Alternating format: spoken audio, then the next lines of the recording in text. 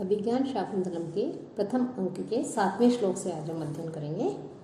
कि राजा कहता है कि हे सारथी, दूरम अमुना सारंगेण वयम आकृष्टः अयम पुनरिदानीम अपि, कि हम जो हैं इस सारंग के द्वारा, इस हिरण के द्वारा जो है दूर तक ले आए हैं। ये हिरण हमें आकर्षित करके दूर तक, काफ़ी दूर तक ले आए हैं।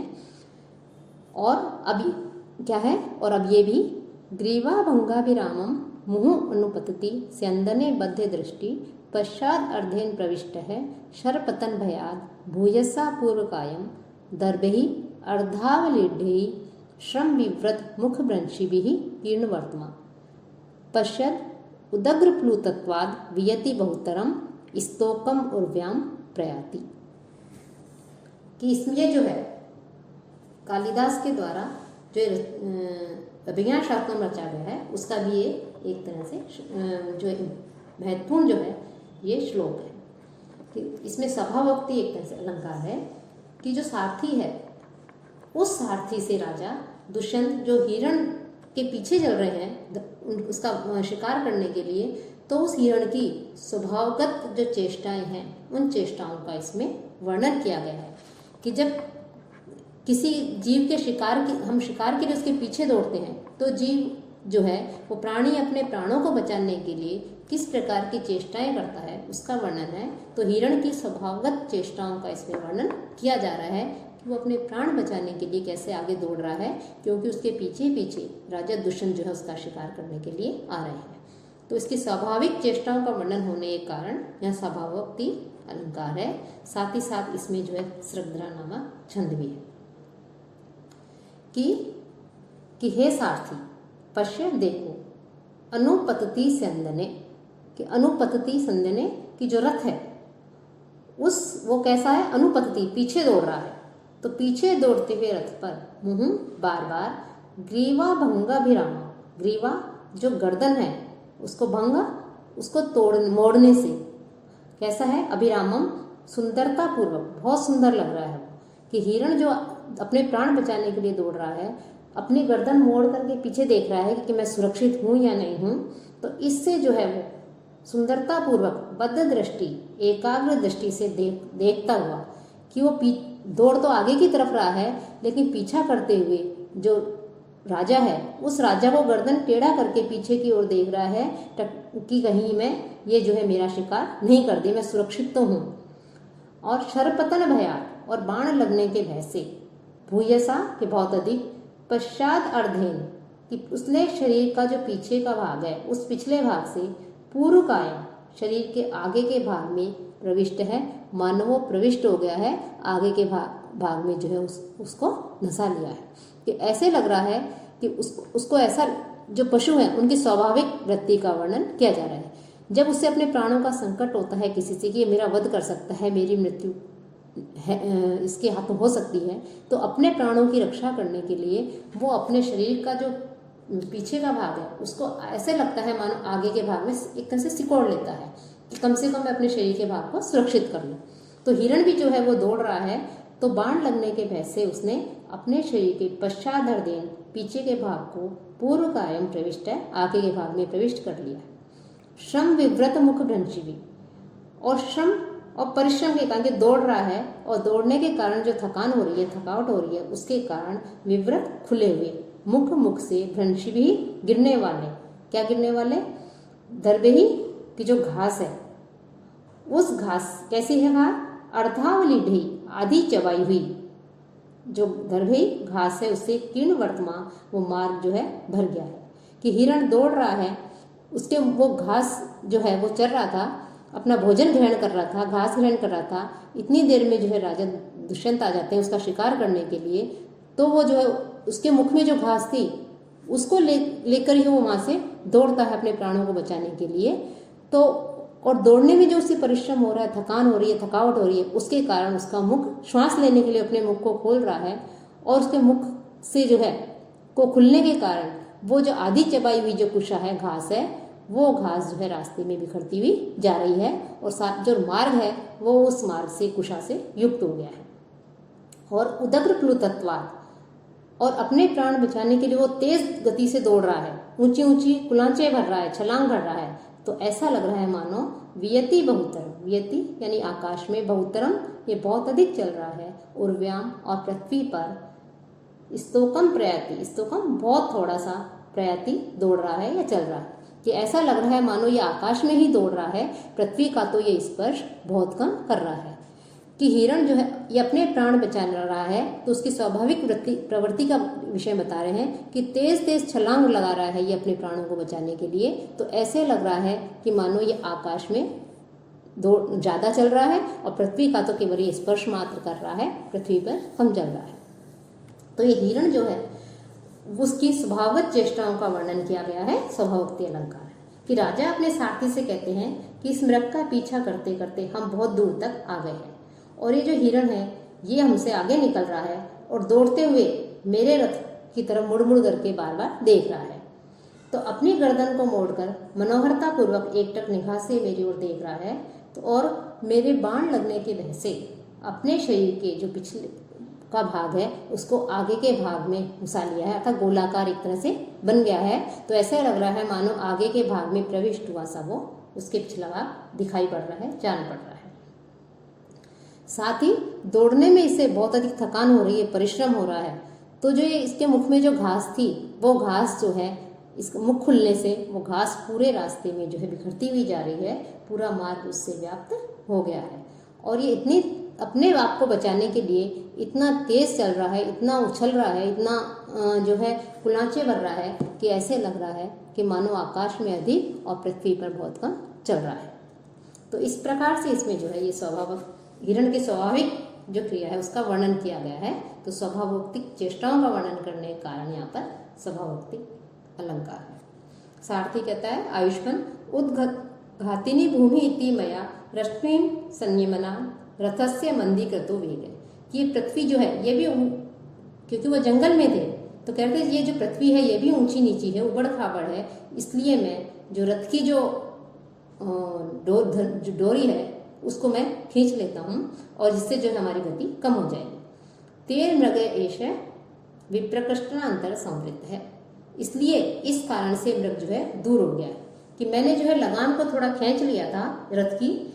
लगाम को खींचने के कारण हमारे जो अश्व है उनकी गति कम हो गई थी, रथ की गति कम हो गई थी, इसीलिए ये मृग जो है हमसे दूर हो गया। मृग अपनी गति से चल रहा है लेकिन हमारा रथ की गति कुछ कम होने के कारण ये मृग दूर चला गया। अब पुनः जो है समदेशवर्ती है, तो समदेशवर्ती है, समतल भूमि वापस आ गई है, तब जो है हम शीघ्र ही जो है इस मृग तक पहुंच जाएंगे। तो इस प्रकार से कहते हैं। तो स्वार्थी जो है वो राजा से फिर कहता है, राजा ने उसके कहा कि ठीक है तो फिर तुम इसकी रश्मियों को लगाम को ढीला कर दो। तो सारथी कहता है जैसे आप आज्ञा देते हैं। मुक्तेषु रश्मिषु निरायत पूर्वकाया निष्कंप चामर शिखा निभृत ऊर्ध्वकर्णः आत्म उद्धते ही अपि रजोभिः अलंघनीया धाव्यन्ति यमी मृगजव अक्षयमेव रथ्यः। अब जैसे ही राजा जो है घोड़ों की लगाम ढीली करने के लिए कहते हैं, तो घोड़ों की लगाम जैसे ही अश्वों की लगाम जैसे ही ढीली करते हैं तो जो अश्व जो है अपनी स्वाभाविक स्थिति में आ जाते हैं। कैसे उनकी स्थिति है उसके विषय में बता रहे हैं कि मृग कैसे, वही जो अश्व है वो कैसे लग रहे हैं कि तेज दौड़ते हुए अश्वों की जो इससे पहले वाले श्लोक में तो मृग की स्वाभाविक चेष्टाओं का वर्णन था, अब इसमें जो अश्व है उनकी स्वाभाविक चेष्टाओं का वर्णन कर रहे हैं, इसलिए इसमें भी स्वभावोक्ति अलंकार है और वसंत का छंद है कि रश्मिषु मुक्तेषु की लगाम जो है, घोड़ों की जो लगाम है, अश्वों की जो लगाम है उसके मुक्तेषु उसको ढीला कर देने पर निरायत पूर्वकाया जिसके शरीर का पूर्व भाग जो है वो कैसा हो गया, निरायत पूर्ण रूप से फैल गया है। किसी कि उसके लगाम खींचने से तो अश्व थोड़ा पीछे की ओर मुड़ गए थे तो जो है उनका शरीर सिकुड़ गया था, लेकिन जैसे ही हमने लगाम ढीली की इनके शरीर का जो पूर्व भाग है पूर्ण रूप से फैल गया है। निष्कंप चामर शिखा, और जिनकी कलंगी थी वो भी कैसी हो गई है, लगाम जो है ढीली करने से निश्चल हो गई है। निभृत ऊर्ध्व करना, और जिसके दोनों कान अश्व जो हैं उनके दोनों कान खड़े हुए हैं और निश्चल है। और ये जो तेज गति से दौड़ रहे हैं अश्व, तो ये आत्म उद्धते ही अपने द्वारा उड़ाई गई रजोभी की जो मिट्टी है, अपने द्वारा उड़ाई गई जो मिट्टी है उस धूलि से अलंघनीया उसके द्वारा उल्लंघनीय नहीं है। ऐसे अमी रथ्या, ये रथ के घोड़े मृग जब अक्षमया, कि मृग मानो मृग के वेश को सहन नहीं कर पा रहे हैं, इस कारण से धावंती, ये तेज दौड़ रहे हैं। अर्थात राजा, यहाँ पर श्लोक का तात्पर्य यह है कि जैसे ही सारथी कहता है कि अब समतल भूमि आ गई है, अभी तक तो हमने अपने अश्वों की रथ की गति कम कर दी थी अश्वों की लगाम खींच के, अब जो भूमि है वो समतल है, तो राजा कह रहे हैं कि अब अश्वों जो है उनकी लगाम ढीली कर दो। तो लगाम ढीली करने सारथी वैसे ही करता है, तो राजा जो है वो रथ के वेग को देखता है और फिर अश्वों को देखकर ये कहता है कि देखिए, जैसे ही मैंने, सारथी कह रहा है राजा को कि जैसे ही मैंने जो है इनकी अश्व जो है इनकी रस्सियों को ढीला किया, ये अश्व जो है तेज गति से दौड़ने लगे। कि राजा को से कहेंगे आपकी आज्ञा प्राप्त करते ही जैसे ही समतल भूमि आई, मैंने लगाम ढीली की, ये अश्व जो है तेज गति से दौड़ने लगे। और दौड़ने के कारण इनके शरीर का जो आगे का भाग था, निरायत पूर्वक आया, कि इनके शरीर का जो अग्रभाग था वो पूर्ण रूप से फैल गया है। और तेज गति से दौड़ने के कारण इनके मस्तक पर जो इनकी शोभा के लिए जो कलंगी बांधी गई थी वो भी निश्चल एवं शांत दिखाई दे रही है। और इनके जो ऊर्ध्व कर्ण, इनके जो कान हैं वो भी निश्चल एवं खड़े हुए हैं। और ये अश्व जो है वो इतनी तेज गति से दौड़ रहे हैं कि आत्म उद्धते ही रजो भी, कि अपने द्वारा उड़ाई गई धूली, कि अश्व चल रहे हैं उनके खुरों से जो मिट्टी उड़ रही है वो मिट्टी उड़ करके उन तक पहुंचे, उन अश्वों का स्पर्श करे, तब तक वो अश्व जो है और आगे निकल जाते हैं। तो उस धूली को भी स्पर्श नहीं करने वाले ये रथ के जो घोड़े हैं, ये मानो मृग के वेग को सहन नहीं कर पा रहे हैं कि ये मृग हमसे तेज कैसे दौड़ रहे हैं। तो उनके वेग को सहन नहीं करने के कारण ये अश्वी जो है ये तेज गति से दौड़ रहे हैं। कि राजा कहता है सत्यम, ठीक है, अतिथ्य हरितो हरिश्चय वर्तन्ते वाजिन है, कि ये जो अश्व हैं ये सूर्य और इंद्र के गुणों का भी अतिक्रमण कर रहे हैं तथा उनसे भी तेज दौड़ रहे हैं। कि यदा लोके सूक्ष्म वज्रति सहसा तद विपुलता यत अर्धे विच्छिन्नम भवति कृत संधानम इव तत् प्रकृतया यद वक्रम तदपि समरेखम नयनयो न मे दूरे किंचित क्षणमपि न पार्श्वे रथजवात। कि रथजवात, कि रथ के वेग के कारण यत, कि जो वस्तु आलोके देखने में सूक्ष्म, जो सूक्ष्म दिखाई देती है, तत् वही वस्तु सहसा अचानक विपुलताम व्रजती, विपुलता को प्राप्त हो जाती है, विशालता को प्राप्त हो जाती है। यत अर्धे विच्छिन्नम, और जो बीच में से विच्छिन्नम कटी हुई दिखाई देती है, तो वो ऐसे लगता है मानो कृत संधानम विभवती, वो जोड़ दी गई सी हो जाती है। और यत जो प्रकृतया वक्रम, और जो स्वभाव से ही टेढ़ी है, वो भी ततपि, वह भी समरेखम, नेत्रों के लिए जो है नयनयो, नेत्रों के लिए समरेखम, सीधी हो जाती है। तथा किंचित, और कुछ भी, क्षणमपि, कुछ क्षण भी जो है न दूरे, न तो मुझसे कोई वस्तु दूर रह पाती है और न पार्श्व, और न ही जो है वो मेरे पास रह पाती है। कि रथ के वेग को देखने के पश्चात राजा सारथी से कह रहे हैं कि जो अश्व हैं, रथ के जो अश्व हैं तेज गति से दौड़ रहे हैं, तो रथ की गति भी जो है तेज है। तो रथ के समीप जो वस्तु हमें प्रारंभ में छोटी सी दिखाई देती है, दूर, हमसे दूर होने के कारण वही वस्तु शीघ्र ही, हमारा रथ जो है इतनी तेज गति से चल रहा है जो, तो तेज गति से चलने के कारण वो वस्तु बड़ी प्रतीत होने लगती है। और जो वस्तु पहले बीच में से कटी हुई, टूटी हुई सी प्रतीत होती है, पास में आने पर वही वस्तु हमें तुरंत जुड़ी हुई से लगने लगती है। और दूर से जो वस्तु देखने पर स्वभावतः हमें टेढ़ी प्रतीत होती है, वही समीप आने पर नेत्रों के समक्ष सीधी लगने लगती है। इस प्रकार क्षण भर के लिए कोई भी वस्तु न तो मुझसे दूर हो जाती रहती है और न ही पास ही, क्योंकि पास वाली जो है उसको छोड़ करके इतनी तेज आगे निकल जाते हैं कि वो दूर चली जाती है, और दूर वाली के तक जैसे ही हम पहुंचते हैं उससे भी आगे निकल जाते हैं कि वो हमारे क्षण भर भी हमारे पास में नहीं रह पाते। और ये सब जो है वो रथ की तीव्र गति के कारण हो रहा है। तो यहाँ भी जो है स्वभावोक्ति अलंकार है, क्योंकि रथ के वेग के कारण जो परिवर्तन हो रहे हैं उनका स्वाभाविक चित्रण प्रस्तुत किया गया है। तो यहाँ पे स्वभावोक्ति अलंकार है और शिखरणी छंद है। कहीं कहीं पर इसमें कुछ में उत्प्रेक्षा अलंकार, विरोधाभास अलंकार भी है, लेकिन मुख्य रूप से स्वभावोक्ति अलंकार है और शिखरणी छंद का इसमें प्रयोग किया गया है। अब पर्दे के पीछे से आवाज आती है कि फिर जो पर्दा है वही नेपथ्य है कि ये सब जो अश्व के ऊपर रथ को लाना रंगमंच के ऊपर, रथ को चलाना, दौड़ना, ये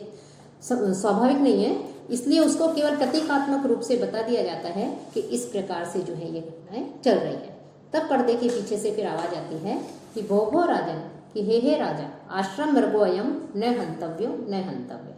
कि हे राजा ये आश्रम का मृग है, इसे नहीं मारना चाहिए, इसे नहीं मारना चाहिए। कि राजा जो है वो हिरण को मारने के लिए अपनी प्रत्यंचना चढ़ा रहा है, उसका पीछा कर रहा है और पीछा करते करते वो आश्रम की सीमा के आसपास पहुंच जाता है।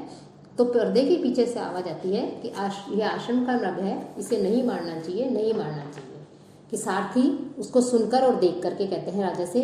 कि ये जो है हमारे और आप और का जो बाण है, इस बाण के और हिरण के बीच में ये कुछ तपस्वी उपस्थित हो गए थे। जैसे ही मृग पास में आया आप इसका शिकार कर सकते थे, लेकिन बीच में जो है कुछ तपस्वी आ गए हैं। तो राजा जो है जैसे ही तपस्वी का नाम सुनता है वो कहता है तेन ही प्रगृहताम वाजिन, तो जो वाजिन है कि जो अश्व है उन अश्वों की लगाम को खींचिए, अर्थात हमें जो है अब यहाँ रुकना चाहिए तो घोड़ों की लगाम को खींचिए, ऐसा कहकर के सारथी रथ को रोक लेता है। तो ये हमने जो है आज यहाँ तक अध्ययन किया। अब इससे आगे का जो श्लोक संख्या 10 है उससे जो है हम कल अध्ययन प्रारंभ करेंगे।